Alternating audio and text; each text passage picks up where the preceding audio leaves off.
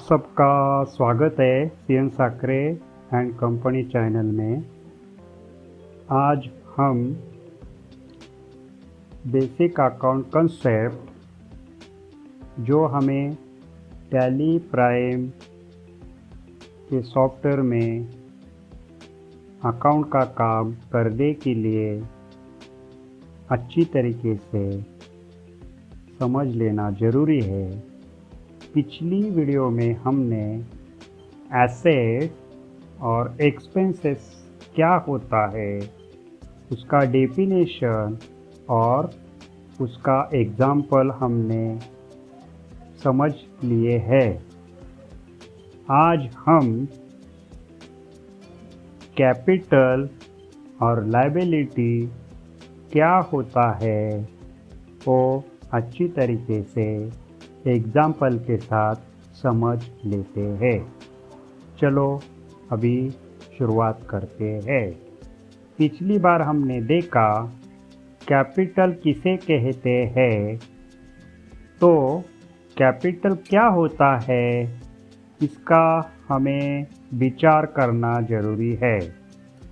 जबकि बिजनेस में ओनर ने कैश में जो कंट्रीब्यूशन किया है, इन्वेस्टमेंट किया है, वो इन्वेस्टमेंट कैपिटल है क्या?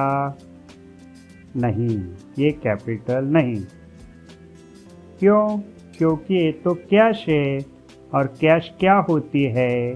कैश तो एसेट होती है। एक बार फिर बताता हूँ। आज हमें कैपिटल का कंसेप्ट समझ लेना है। कैपिटल क्या होता है? जबकि एक बिजनेस है, उसमें आप ओनर है और आपने कैश में बिजनेस में अपने खुद के बिजनेस में इन्वेस्टमेंट किया। ये इन्वेस्टमेंट आपका कैपिटल है क्या? नहीं, तो ये कैपिटल नहीं है। क्यों नहीं है? क्योंकि ये तो कैश है और कैश क्या होती है? अकाउंट क्या बोलेगा? ये तो कैश है और कैश तो एसेट है। जब हमें अकाउंट में मास्टर बनना है तो ऐसे उत्तर अपेक्षित नहीं है। चलो अभी हम एक बैलेंस शीट देखते हैं। जबकि आप श्रीराम कंपनी है, जबकि आप एक श्रीराम कंपनी है और वो कंपनी के आप मालिक है। आपने कंपनी में 5 लाख रुपए कैश इन्वेस्टमेंट किया। ये आपका कैपिटल है कि नहीं? हाँ है। जरा सोचो, कंपनी को क्या मिला? तो 5 लाख रुपए रोक स्वरूप में कैश मिला। इसलिए ये कैश कंपनी की एसेट है। तो अकाउंट कहता है कैश ये एसेट होती है और जिस समय आप ओनर बनते हैं उस समय आपका और कंपनी का अस्तित्व अलग अलग बनता है। आप अलग है, कंपनी अलग है। फिर बताता हूँ। आपने आपकी एक कंपनी श्रीराम कंपनी, उस कंपनी के आप मालिक हो। आपने बिजनेस चलाने के लिए 5 लाख रुपए कैश कंट्रीब्यूशन किया बिजनेस में। तो ये आपका कैपिटल तो है। ये तो आधा सत्य है, पूरा सत्य क्या है? अकाउंट क्या बोलेगा? ये तो 5 लाख रुपए आपने जो जमा किया ये तो कैश है और कैश तो एसेट होती है।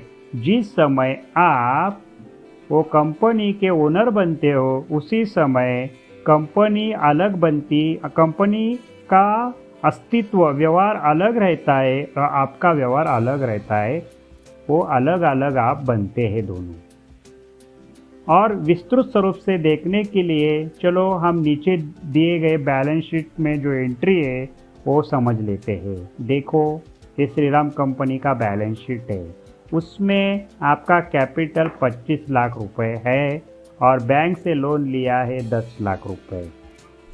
आपका टोटल वर्किंग कैपिटल 35 लाख रुपए है, जिसमें से कैश बचा है 7 लाख, बिल्डिंग है 20 लाख रुपए की और मशीन है 8 लाख रुपए की। ऐसी टोटल प्रॉपर्टी है अपनी 35 लाख की श्रीराम कंपनी की। एक बार फिर बताता हूँ।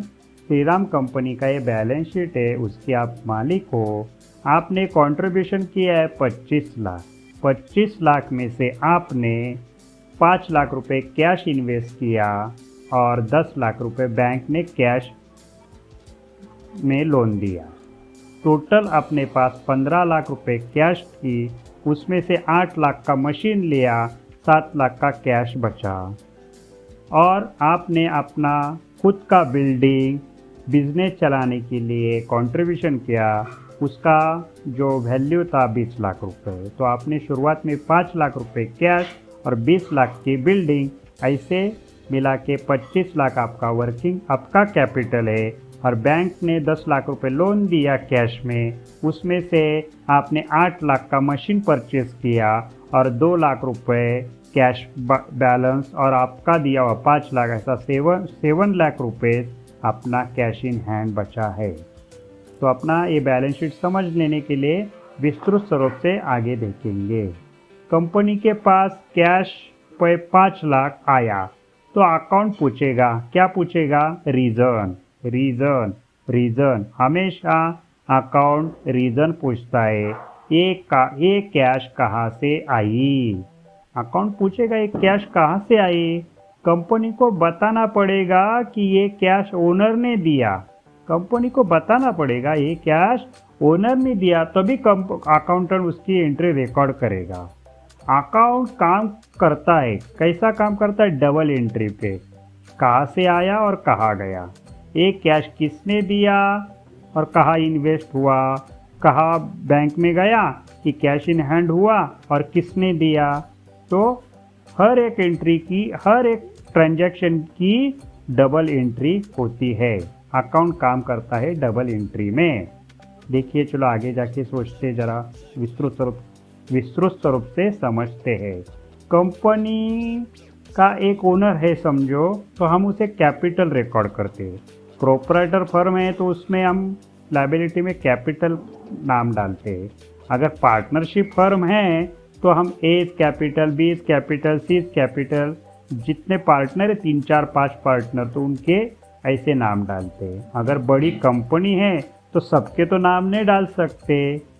आपको तो मालूम है कि अकाउंट इज एन आर्ट, है क्या नहीं? अकाउंट एक कला है, तो उसमें क्या डालेंगे, उसमें क्या रिकॉर्ड करेंगे? शेयर कैपिटल लिखेंगे। चलो अभी एक उदाहरण देखते हैं। कंपनी को एक बिल्डिंग की रिक्वायरमेंट है। कंपनी को एक बिल्डिंग की रिक्वायरमेंट है। ओनर ने खुद की बिल्डिंग बिजनेस के काम में उपयोगी लाई। ओनर था, उसने क्या किया, खुद की जो बिल्डिंग थी वो बिजनेस चलाने के लिए कंट्रीब्यूशन किया। तो बताओ कंपनी के पास क्या बढ़ा? कंपनी के पास एसेट, बिल्डिंग बढ़ी, कैपिटल बढ़ा, ऐसा न बोलो। कंपनी के पास कैपिटल नहीं बढ़ा, वो तो लायबिलिटी है। क्या बढ़ा? तो बिल्डिंग बढ़ गई।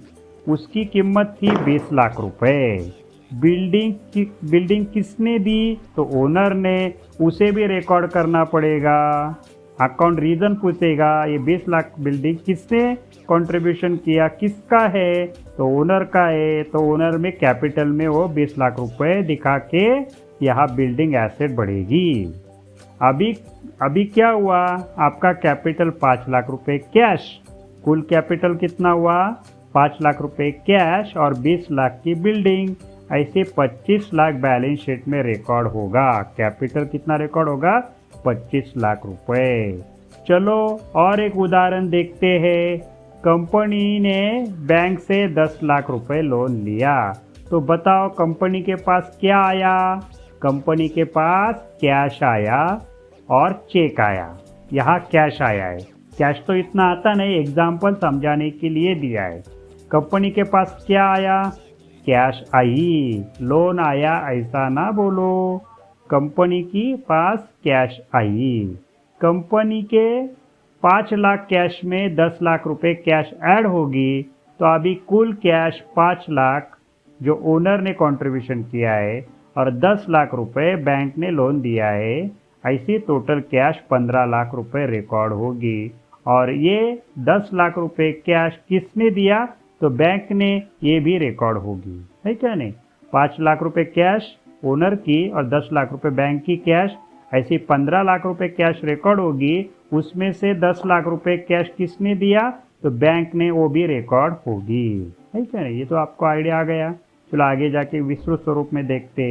अभी श्रीराम कंपनी की टोटल प्रॉपर्टी कितनी हुई, टोटल प्रॉपर्टी बनी 35 लाख हुई। हम बैलेंस शीट पढ़ सकते हैं, है क्या नहीं। कोई बोलेगा इसे कैसे आप बैलेंस शीट पढ़ सकते हैं, हम पढ़ सकते हैं।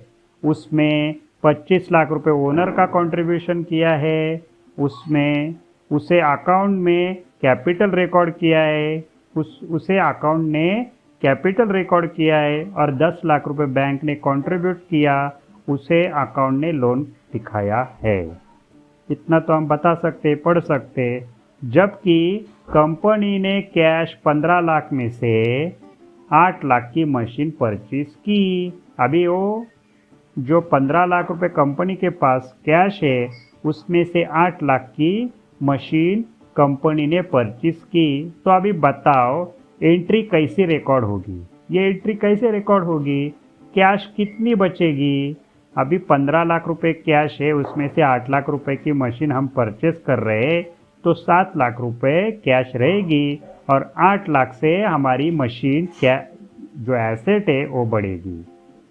अभी बताओ कंपनी ने कैश में से मशीन परचेस की। जो हमारे पास 15 लाख रुपए कैश थी, उसमें से उन्होंने कंपनी ने 8 लाख की मशीन परचेस की।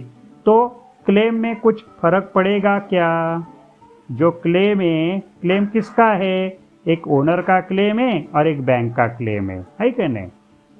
ओनर का क्लेम को बोलते हैं कैपिटल, और बैंक के लोन को बोलते हैं लायबिलिटी, आउटसाइडर, है क्या नहीं। तो उसमें कुछ फर्क पड़ेगा क्या, कुछ भी फर्क पड़ेगा नहीं, क्योंकि ये सारी प्रॉपर्टी कंपनी की है। कंपनी अपने हिसाब से एसेट को बदलने का अधिकार रखती है। जब मालिक ने, ओनर ने जब बिल्डिंग कंट्रीब्यूशन किया, 5 लाख रुपए कैश कंट्रीब्यूशन किया, और बैंक ने 10 लाख रुपए लोन के स्वरूप में कंट्रीब्यूशन किया, तो अभी जितनी जो 35 लाख की टोटल प्रॉपर्टी, उसमें कुछ भी बदल करने का अधिकार सिर्फ कंपनी को है। तो उसमें क्लेम में कुछ भी फर्क पड़ेगा नहीं। अभी बताओ कैपिटल क्या होता है। अभी ये कैपिटल की कंसेप्ट समझने के लिए हमने ये सब उदाहरण लिए। तो कैपिटल क्या होता है, capital is a claim of owner in total asset of business. Total asset में, बिजनेस के टोटल एसेट में जितना ओनर ने जितना कंट्रीब्यूशन किया है, इन्वेस्टमेंट किया है, उसे कैपिटल कहते हैं। टोटल एसेट में जितना कंट्रीब्यूशन किया है उसे कैपिटल कहते हैं। Capital is a claim, capital एक क्लेम है किसका, ओनर का, इसमें इन टोटल एसेट ऑफ बिजनेस के टोटल एसेट में। और लायबिलिटी क्या होती है, तो liability is also claim. Liability भी एक क्लेम है, पर किसका, ऑफ आउटसाइडर। जो बिजनेस के बाहर के जो हमारे जो बैंक है, साहूकार है, जितने भी है, वो सब हमारे आउटसाइडर है, उनका भी क्लेम रहता है किसमें, तो बिजनेस के टोटल एसेट में, उसे लायबिलिटीज कहते हैं। ये दो वर्ड हमें समझने के लिए इतना सब समझना जरूरी है। इसके पहले हमने एसेट और एक्सपेंसेस का वर्ड हमने पहली वीडियो में समझ लिया। आज हमने कैपिटल और लायबिलिटी का जो डेफिनेशन है वो हम अच्छी तरीके से उदाहरण के साथ समझ लेने का प्रयत्न कर रहे हैं। चलो अभी आगे जाते हैं। बैलेंस शीट में ओनर का क्लेम है 25 लाख का, और आउटसाइडर यानी बैंक का क्लेम है 10 लाख का। इतना तो आपको आइडिया आ गया। अभी आगे जाते हैं। चलो अभी जो हमने जो 4 जो वर्ड है जो अकाउंट के, वो फिर एक बार समझ लेते हैं। एसेट किसे कहते हैं? कोई भी वैल्यू जो फ्यूचर में बेनिफिट देने वाली है उसे हम एसेट कहते हैं। फ्यूचर में बेनिफिट देने वाले वैल्यू को हम एसेट कहते हैं। कैपिटल किसे कहते हैं? Capital is a claim of owner in total asset of business, और liability is also claim and obligation of outsider in total asset of business. इतना समझ में आया? चलो अभी आगे जाके और एक्सपेंसेस भी जिस वैल्यू का हम बेनिफिट ऑलरेडी ले चुके हैं, फिर उस एक्सपेंसेस का उस वैल्यू का हम पेमेंट अभी कर रहे हैं। जो बेनिफिट हमने लिया है, जिससे हमने बेनिफिट लिया है ऑलरेडी, उसका पेमेंट हम आज पेड कर रहे हैं, नहीं तो बाद में पेड करने वाले, उसका कोई मतलब नहीं। पर हमने सर्विस को रेंडर्ड किया तो हमारा वो एक्सपेंसेस हुआ। हमने सामने वाले का बेनिफिट लिया। हमने सर्विस को रेंडर नहीं, हमने सामने वाले से बेनिफिट लिया तो हमारा एक्सपेंसेस होता है। हमने सर्विस को रिसीव्ड किया, रेंडर नहीं, हमने सर्विस को रेंडर नहीं रिसीव्ड किया तो हमारा वो क्या बनता है? एक्सपेंसेस बनता है। बेनिफिट ऑलरेडी बेनिफिट लेना एक्सपेंसेस होता है, तो उसका पेमेंट हमें अभी करेंगे नहीं तो बाद में करेंगे, उसका कोई मतलब नहीं। ऊपर के जो 4 शब्द है, 4 वर्ड है, में से शब्द में ध्यान में रखेंगे क्या? उसमें से एक शब्द बहुत जरूरी है, टोटल एसेट। ये शब्द बहुत ही महत्वपूर्ण है। चलो अभी एक उदाहरण देखते हैं। जबकि श्रीराम कंपनी आपकी है, श्रीराम कंपनी के आप मालिक हो और मैं एक लेमैन हूँ, एक साधारण पर्सन हूँ, लेमैन हूँ, मैं अकाउंट नहीं जानता। मैं आपके पास आया और आपको पूछा कि भाई ये जो बैलेंस शीट में आपने जो 25 लाख का कैपिटल दिखाया है, इसका मतलब क्या है, इसका अर्थ क्या है, मुझे ज़रा समझाओ। अभी देखो, अभी चलो हम फिर से बैलेंस शीट देखते हैं। हमारा बैलेंस शीट है, उसको पढ़ते हैं, हम देखते हैं क्या है बैलेंस शीट।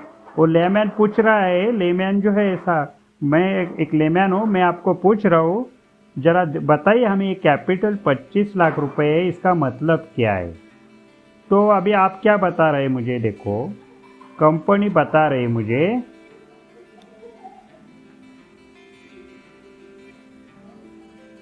कंपनी मुझे बता रही है